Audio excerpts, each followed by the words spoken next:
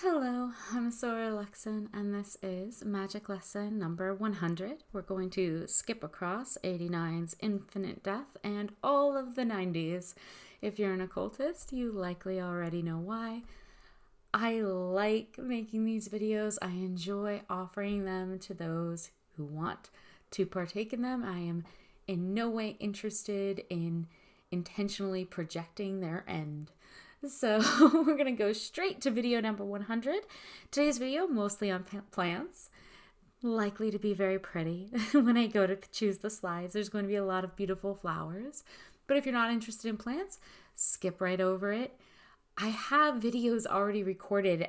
I just haven't had the time yet, but to put into playlists. I'm planning on actually taking the time at some point to put them into playlists of just spells, just rituals, just medicinal herbs, things of that nature so that people can choose through them. I haven't done it yet. So for now, it's just 100 lesson long playlist. And I feel like before I start today's lesson, there's a lot going on in the world right now. There's always a lot going on in the world. But when you're an occultist, you are very much a citizen of the world. You have, let's say, a broader horizon of perspective at your behest. So, and not to get into any opinionated rhetoric of any kind, or there's always a lot of political associations made around certain subjects. Without doing any of that, I do want to acknowledge that if you're feeling the chaos in the world, or possibly the grief or the strife from what's going on, that you are not in any way alone in those feelings or in fighting the good fight. There are some things to an occultist, regardless of, say, political association, for instance, that we will never bend the knee to, right? That we are not willing to bow our heads to. A stance against ignorance is one of those things, and ignorance can mean a lot of things. It can mean social repression. It can mean not, being it could mean a government prohibiting people from pursuing faiths and belief systems that are maybe less palatable to that current culture. It can mean the repression of free education or open education, dissenting or differing opinions and concepts. These are all important things in the occultists' only real quote-unquote war, which is very much the war against ignorance. So when things are happening in the world that would subjugate the minds and the ability to pursue evolution even as a species or in individuals of any society, in any way they choose, it needs to be recognized. I feel the need to recognize it personally and let everyone know that they are not alone. There are others out there just like you, and they are standing up for those things that very much matter. So, and I love all of you. I talk so much about, love doesn't have to be this reactive emotive state, right? We can care without worrying. Right? We can feel without these imbalanced spikes and diphthongs and depression. That there really is, when you strike, that we don't have to have these reactionary emotive states, that we really can care and love each other in very meaningful ways without those reactive emotions. And I very much wish to honor and serve every one of you. As an occultist, as who I am individually, as any kind of even small representation of the larger whole. of what magic really is and how we're all interconnected by it. I love you, and that you know that you're loved, and that you know that you're not alone. Even if you are struggling, maybe with grief or the emotions that you're having around certain things happening in the world. So, some quick shop updates first, again having to do with plants, to change topics rather sporadically. There's always requests for custom incense orders in the shop, in the Etsy shop. This is probably the most popular message in the shop account each week, is whether or not incense can be mixed and matched, or if you can just choose one to have all 4 of one, or choose 2 from 2 different sets, or to create some custom selection or another. So the shop is no longer doing any custom incense orders on anything less than 300 sticks at a time. I'm just going to lay it down, this hard and fast rule. I was trying to keep up with it before, can't do it anymore. And even that, those contracts that have been worked out with bulk patrons, that has to be requested and worked out well in advance of creation. So, and it's generally for brick and mortar resellers who take the product at full price and then resell it, say, in their own Magick stores. So the incense in the shop is bespoke. So this is why I can't do these custom orders. I feel like some explanation for people who don't really understand what's involved might be required here. Bespoke means I make it fresh every day as it sells. In order to maintain its quality, I can't stock more than consistent patronization of the product requires. So there really is no inventory like stacked on a shelf on hand to be mixed and matched from. It's also far too expensive to set all of my other work aside. Again, I have more businesses than that. Lux Occult is a labor of love. It's me trying to make accessible some good things that I use myself that I thought maybe other occultists could benefit from. So it's not my main income, and I have other businesses, and I can't drop everything to make specific sense for specific patrons at $20. It could be done, but then I'd have to quadruple the price on those orders. And even then, other resources would be suffering. So as my incense is made from absolutes and essential oils. Today we're talking about plants a lot, so this kind of works well into the main subject. I don't always have enough of the necessary ingredients to blend up something on demand. So that's one of the obstacles to doing custom orders. I use my herbs here and from other properties and the Covent Gardens very carefully, and they're allotted to create as much absolute, that is, the refined chemical liquid compounds that are a little more volatile, to make enough incense for everyone throughout the year as well as I can predict it. For instance, as sales say increase on the North selection that has Loki in it, I have to actually then go splice and grow more mint plants within the next few months to be harvested and then refined into essential oils to meet the needs of that incense's creation. So that's actually pretty complicated. Estimating what's required to create what I offer in the shop is a fairly complicated and very mapped out process. So it's actually not an easy thing to be able to predictively have enough of a fresh and natural compound series of essential oils and absolutes on hand to meet each individual's possible request needs from moment to moment, especially when those custom orders are not consistent. So then people will say, well, just make more and stock more of the oils. Again, these are natural compounds. They go bad if they sit unused too long, so I don't make more than can be predictably needed. I also find it wasteful to resource from more plants than what I know I can and will use. There's really no way to know how many people will want the one scent they want. Sometimes they'll buy it once in a month, sometimes in 5 months. Sometimes one harvest isn't as good as another.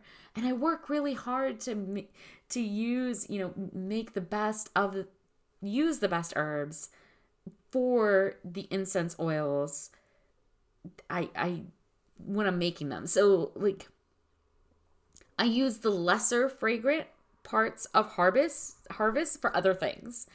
So if you suddenly want a lot of, say, apple blossom, and I've already delegated that ingredient, that scent for these different formulas to be the absolute formula for Thor for the shop over the next 3 months, then the set of all Thors I'm going to have to make you is now going to take, 2 to 3 weeks to produce and cost, again, quadruple as much to produce, and then come from blossoms harvested on, say, a chillier day that are no longer at their peak, or from cast-offs that are now over-dried from weeks before.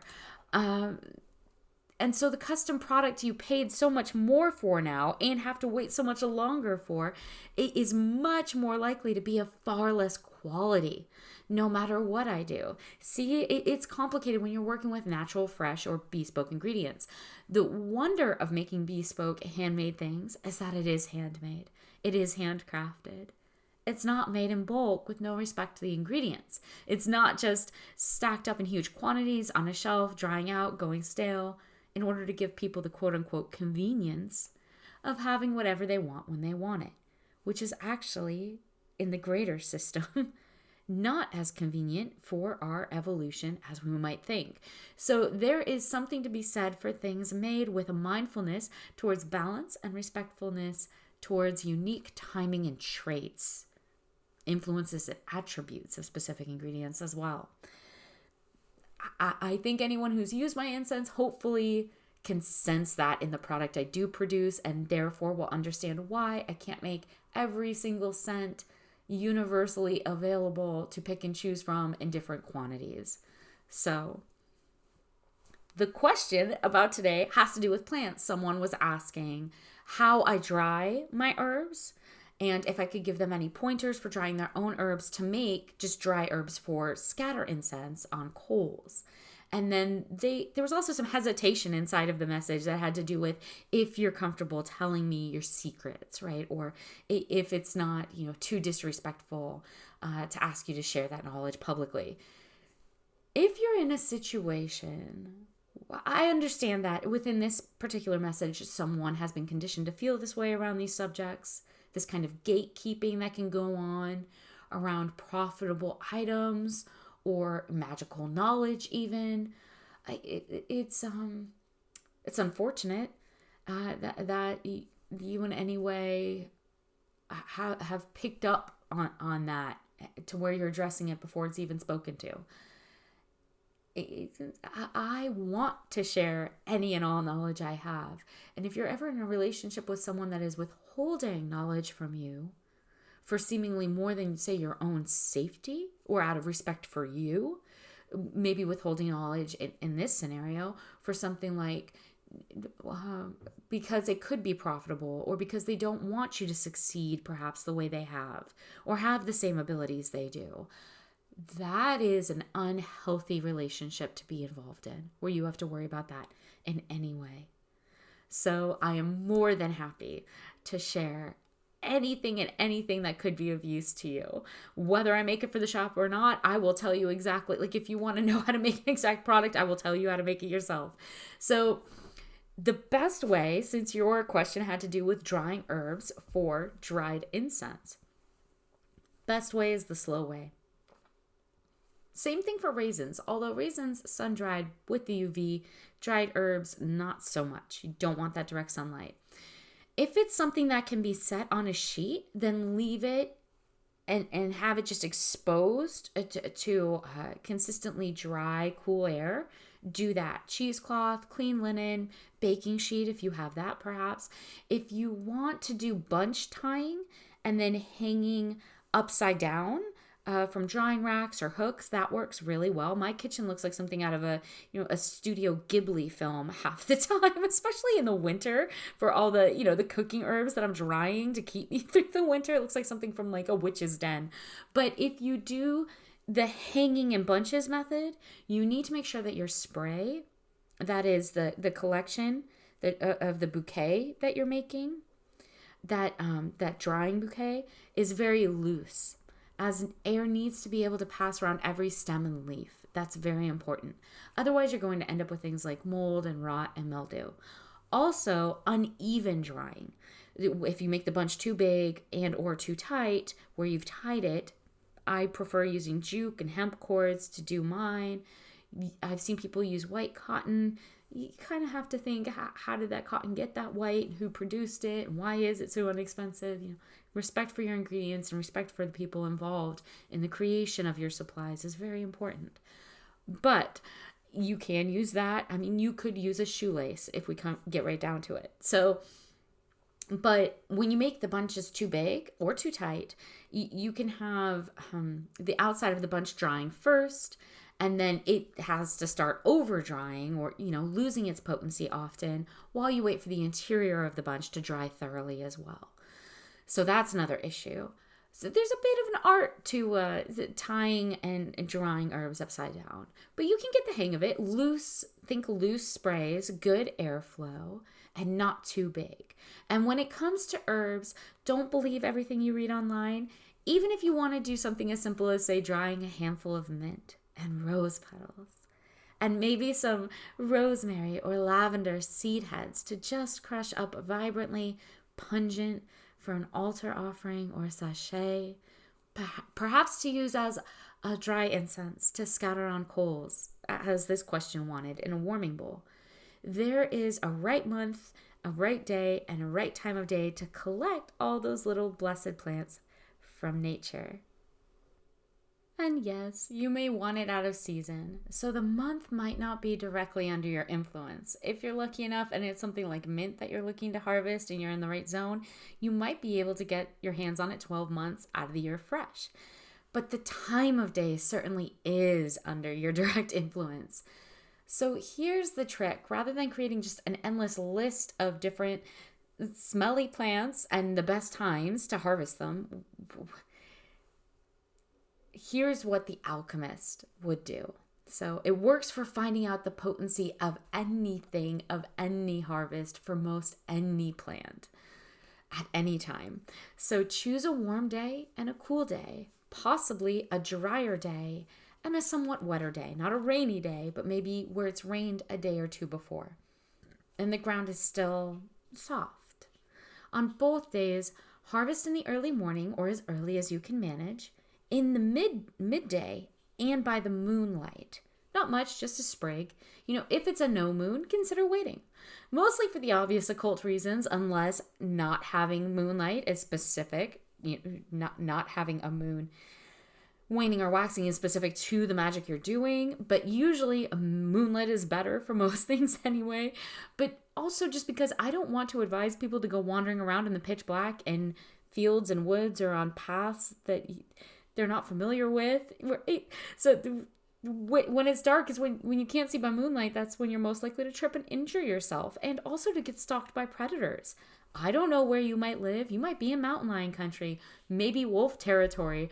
Predator kill statistics rise dramatically on moonless nights because the prey doesn't have moonlight to see by, and the predators know that. They know they do better on moonless nights.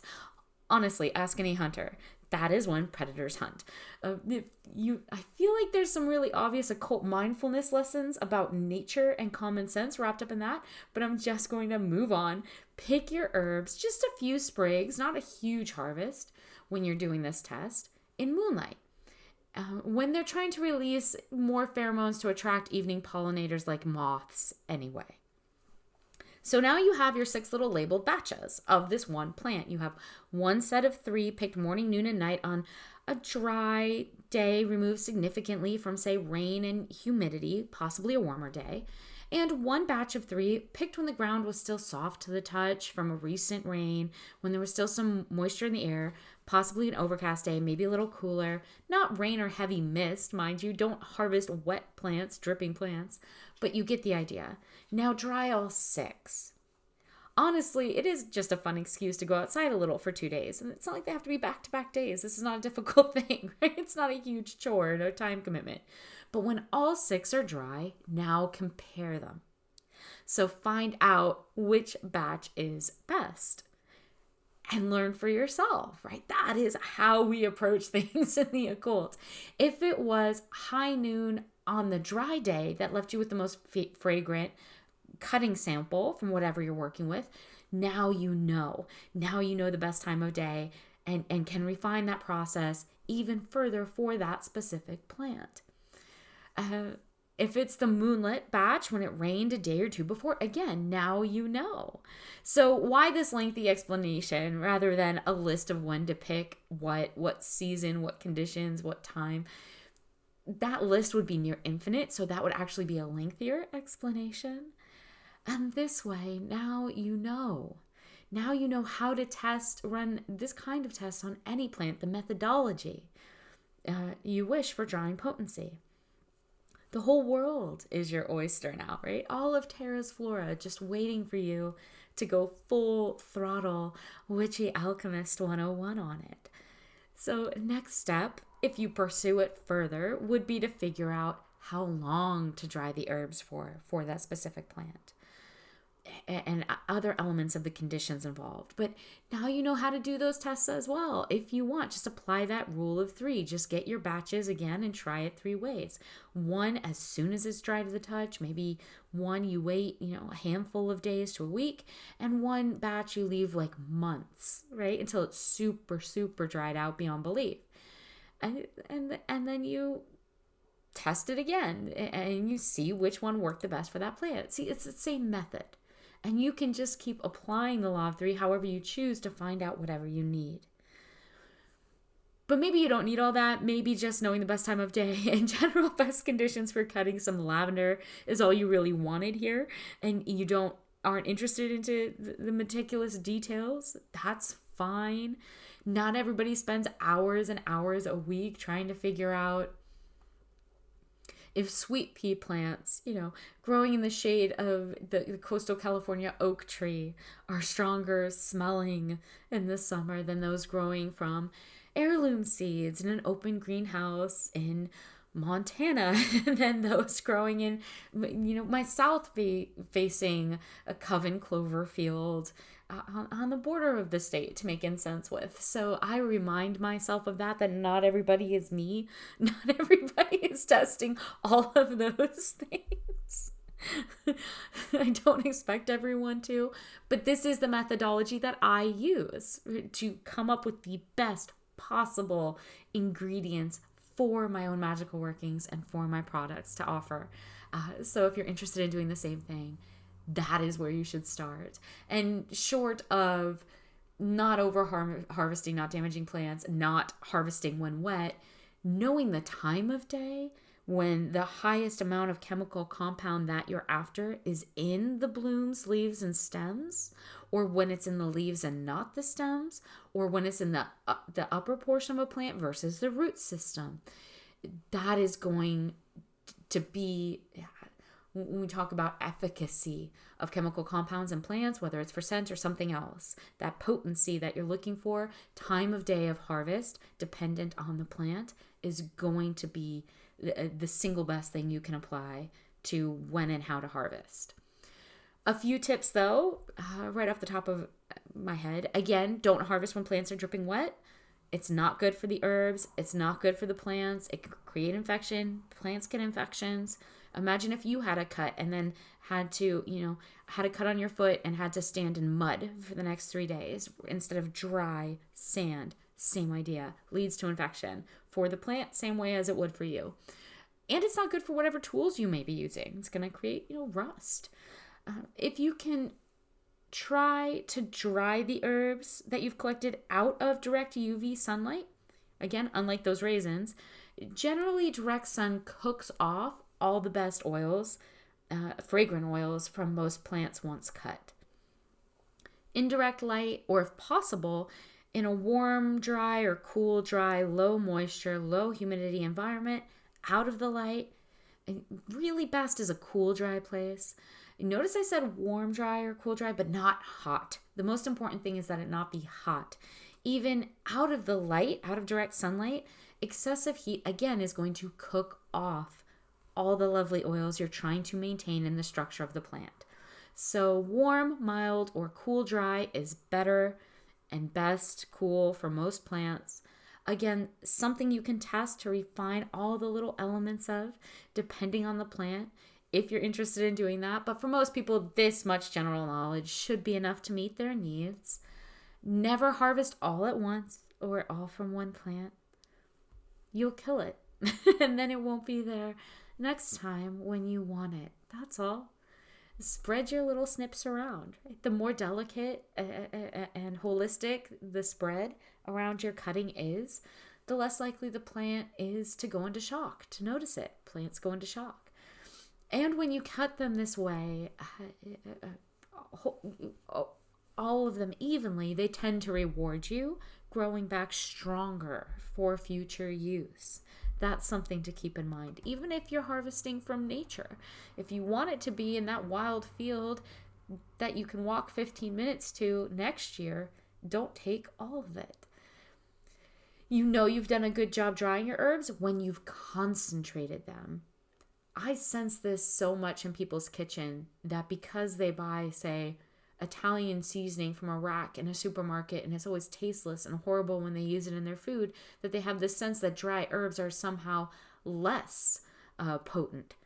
Generally, if you've done it well, and this speaks to the bulk industry and the commercial industry quite a bit, when you are using natural plants and drying them well and correctly, personally, they will and should taste stronger, smell stronger than they did fresh. That's what's going on. You're actually making them more potent. It's also one of the reasons you have to be careful when you're drying medicinal plants. You're creating more potency, a stronger product. If done correctly, some dried herbs can last for years. And that's another thing to think about. If you've done a great job, you may want it around for months and years to pull off your shelf, say for use at your altar. So consider clean glass jars, sterilized mason jars, airtight, work wonderfully, hermetic seal. Refined absolutes and essential oils are a whole nother thing, extracted from fresh or dried herbs through distilling process with the use of a distillation system. If you're into that, message me again. I can walk you through what I have here and what works best for me. I doubt that that's what you're after because you only asked about dried herbs specifically. But if someone wants that information, I'm more than happy to share it. But it is a whole other thing. Absolutes, essential oils, far more unstable, sometimes volatile. But dried well, when we're dealing with just drying plants, they can maintain their chemical compounds in a sort of stasis for years, and they should smell stronger than when you cut them. Internet nonsense to avoid. Freezing. No, I would not recommend it. Try freezing coriander. Right? Try freezing parsley. To use again after thawing. See what happens. It's nonsense. This talk of freezing fresh herbs to use as if it won't change them in any way or damage them. Freezing changes the liquid structure of hydrogen and oxygen compound within the plant to a solid. Right? You're changing a liquid to a solid when you freeze. Plants have water in them, right? So that's what freezing does. And that process, especially within the chlorophyll cells, it ruptures cells. The same thing it would do to your cells as a human. Right? There's a reason we don't. It's injurious to freeze parts of yourself. So that process, it changes things, very often damages the plant, almost always is going to wreck the original compounds, distinct attributes.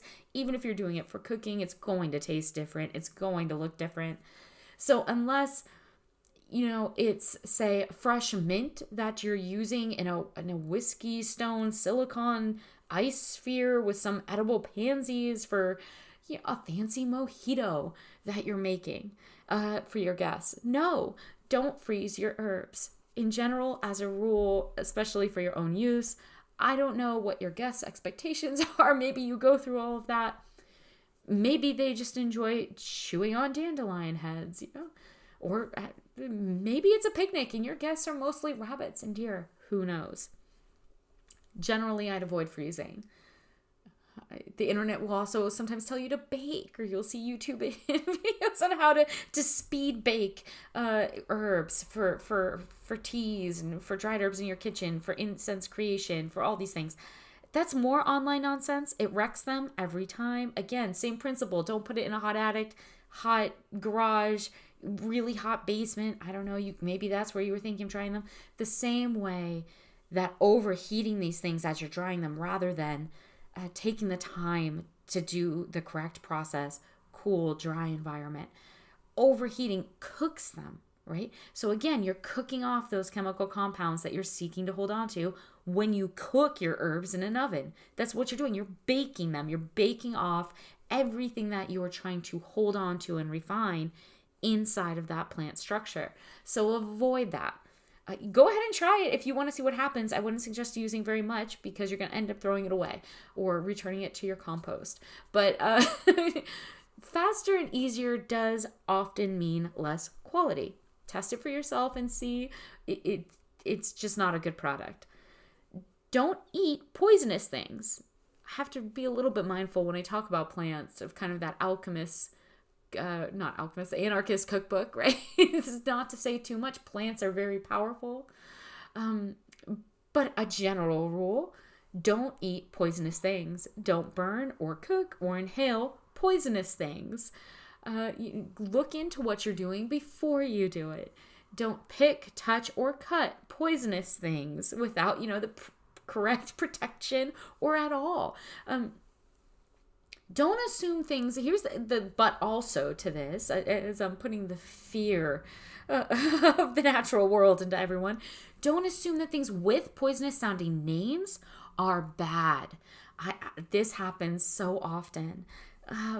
So many amazing herbs.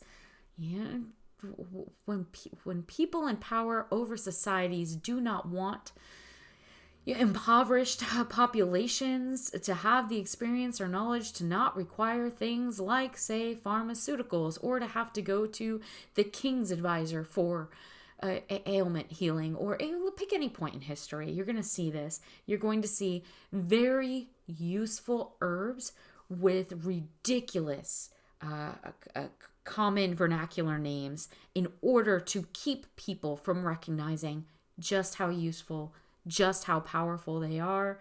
And so, like Skullcap, for instance, think of that name. Terrifying, horrifying, Skullcap. If you think of like the angel of death in regards to a mushroom, which is actually right here on this property where I happen to be right now in California, that's a very dangerous poisonous mushroom, right? Angel of death. Skullcap sounds very dangerous. Wonderful plant. Very safe plant. I wouldn't go mixing it with anything else, especially nothing that's, say, medicative that you might be taking for sleep, to help induce sleep or for help with anxiety. But otherwise, if you're not taking something else, it is an amazing plant. Lovely as a tea. Common populations have made it sound like some sort of an arsenic, some sort of horrible poison for years because it's a tale as old as time. Sometimes people with knowledge don't want people without knowledge to access it. It's awful, but there it is. So Skullcap, especially so many people with the blue light technology and the constant, the serotonin and melatonin addictions and triggers from that the time consciousness variable that's programmed into technology to make it so addictive for everyone to use, that really does mess with your neural pathways quite a bit. So many people can't sleep at night, right? And it is because they're scrolling. So Skullcap, wonderful for reducing anxiety. A cup of tea before bed, brilliant little plant. Other general stuff. Peppermint is best to pick. Since I was talking about peppermint with the mojitos before, let's give it a little bit of its own information. Best to pick just when it begins flowering. Don't know that you're going to find that information in a book. Never buy seeds. That's a trick on the consumer, right? Peppermint doesn't grow from its seeds. It doesn't. It's something like 0.0002% propagation from its own seeds. It propagates through splicing, runners, cuttings. So always plant plants that you've gotten from a friend, that you've gotten from a nursery, that you've gotten from a cutting. The little runners off of peppermint, just pull one of those out, stick it in some dirt, you're good to go. Peppermint seeds that you would buy, and they do sell them, do not produce true peppermint. They do not produce produce a usable product. It's don't do that.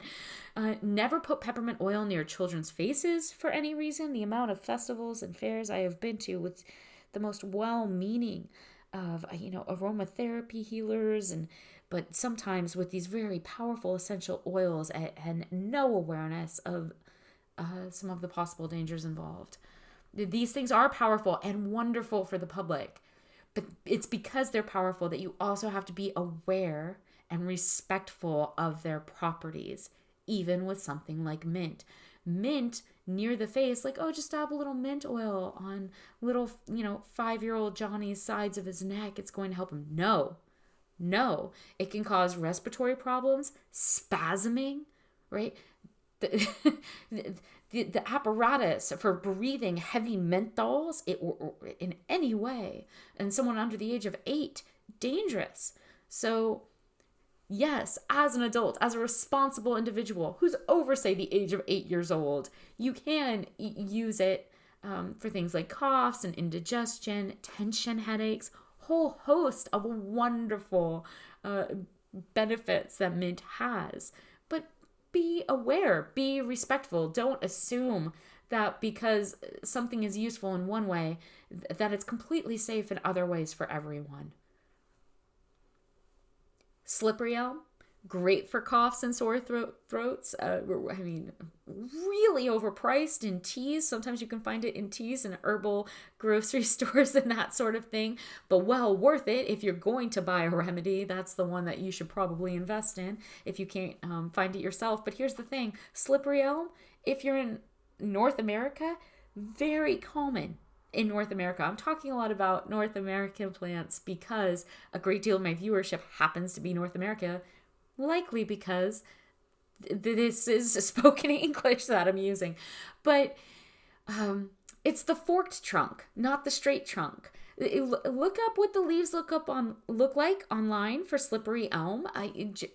Really easy to identify during its pollinating phase. This is one of those trees that almost every American has 15 around them somewhere and just doesn't even realize what it is.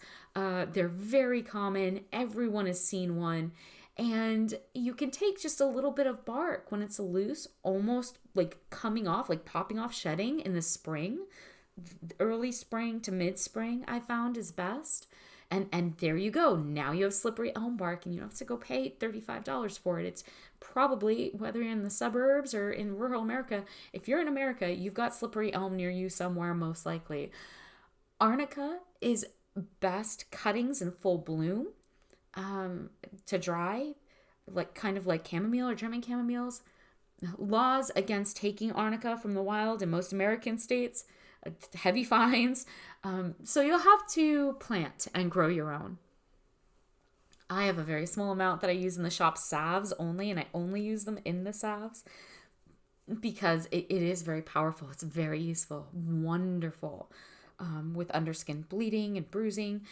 A little tricky to propagate, and there are it's great for joint pain too, but it's a little tricky to grow.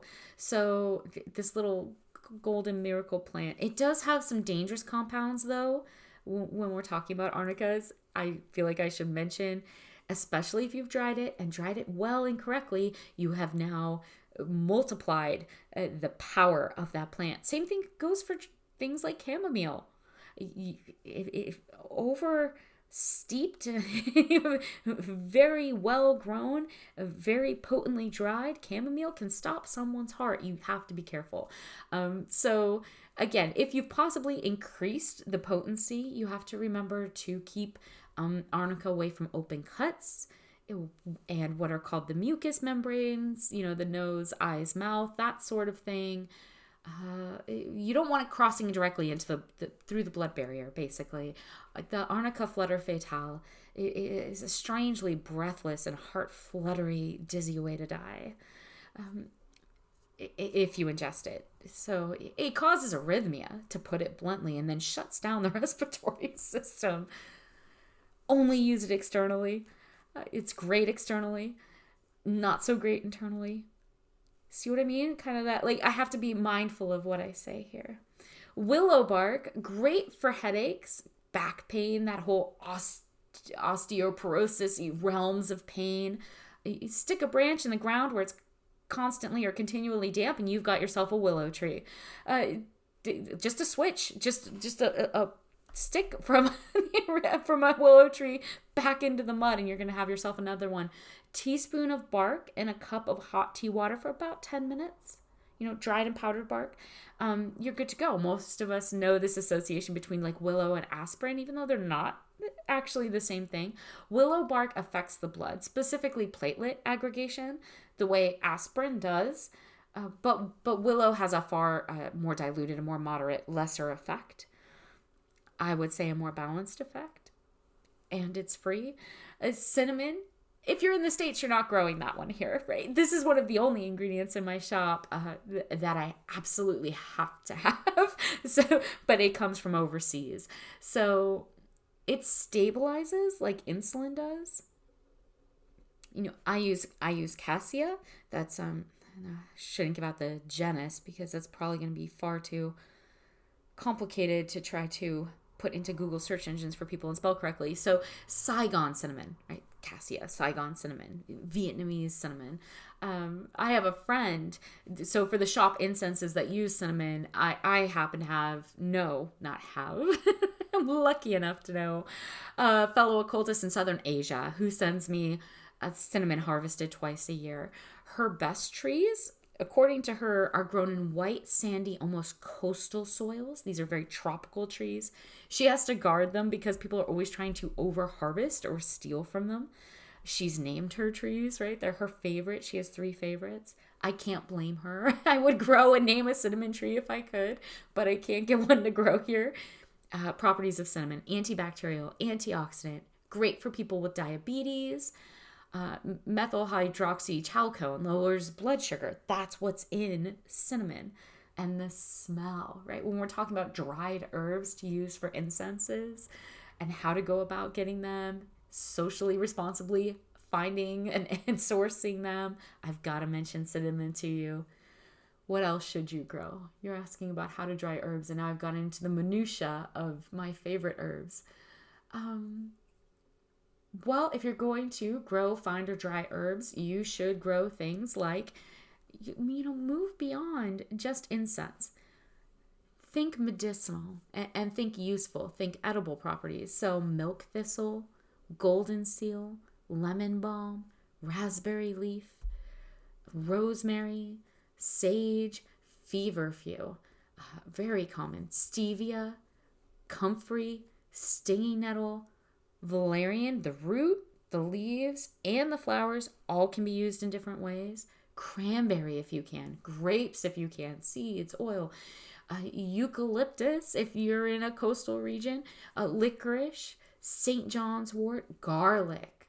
So many people overlook garlic as a dried herb. They think of it in regards to food.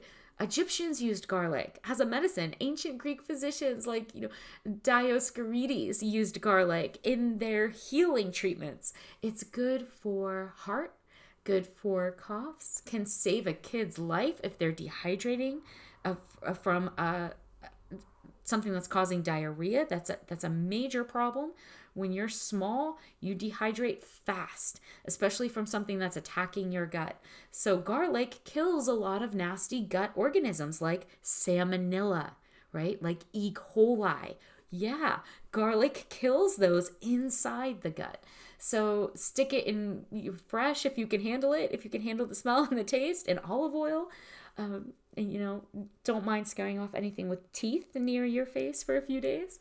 Or use it as a dried powder. You can even take these things almost as a supplement. You can dry and crush garlic if you can't handle the way it smells. Garlic loves the sun, wet, almost sandy soil, always harvest in the summer. Dry it well. You can braid it. It's beautiful while you're waiting for it to dry. You can hang it in your kitchen and look like you're in an Italian restaurant.